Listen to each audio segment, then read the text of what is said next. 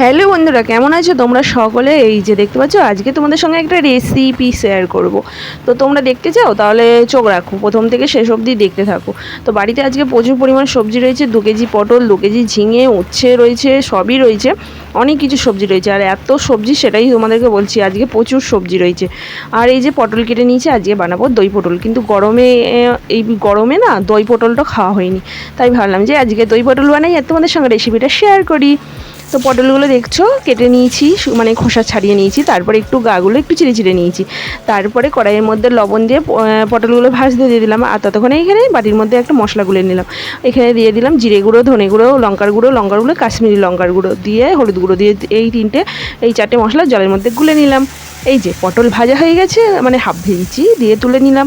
কালো জিরে, শুকনো লঙ্কা দিয়ে দিলাম। তারপরে তোমার আদা আর কাঁচা লঙ্কা বাটা দিয়েছি। তারপরে তোমার ওই যে জলে গুলে রাখা মশলাটা দিয়ে দিলাম। আর এখানে দিলাম তোমার কাজু বাদাম আর পোস্ত বাটা।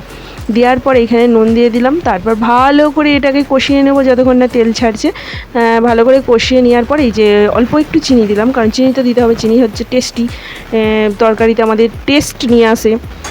আর এখানে দেখো পটলগুলো তারপরে দিয়ে দিলাম। পটলগুলো দেওয়ার পর ভালো করে একটু নেড়ে চেড়ে নিয়ে নেবো।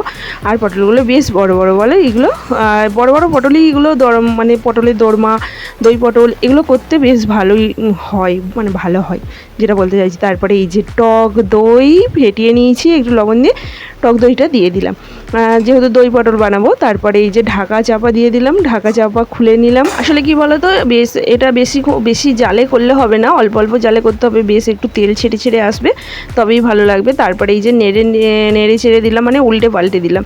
তারপরে একটু ঘি আর গরম মশলা ছড়িয়ে দেবো ওপর দিয়ে, জাস্ট ফাটাফাটি হয়েছিল। এই যে গরম মশলা দিয়ে দিলাম, এত ভালো হয়েছিল, এটা দিয়ে আমরা এক থালা ভাত খেয়ে নিয়েছিলাম বন্ধুরা। তোমাদের কেমন লাগলো রেসিপিটা কিন্তু অবশ্যই কিন্তু জানিও। আর ভালো লাগলে চ্যানেলটিকে কিন্তু সাবস্ক্রাইব করতে ভুলো না, সাবস্ক্রাইব, লাইক, শেয়ার করে দিও বন্ধুরা। আর যদি এরকম রেসিপি জানতে চাও তো কমেন্ট করে জানাতে হবে তোমরা। আমি কিন্তু ভালো ভালো রান্নাবান্না জানি, ভালো ভালো রান্নাবান্না করি, তো জানতে হলে কিন্তু কমেন্ট করতে হবে। চলো টাটা, আবার দেখা হবে একটা পরের ভিডিওতে। এই যে আমার রেডি হয়ে গেছে।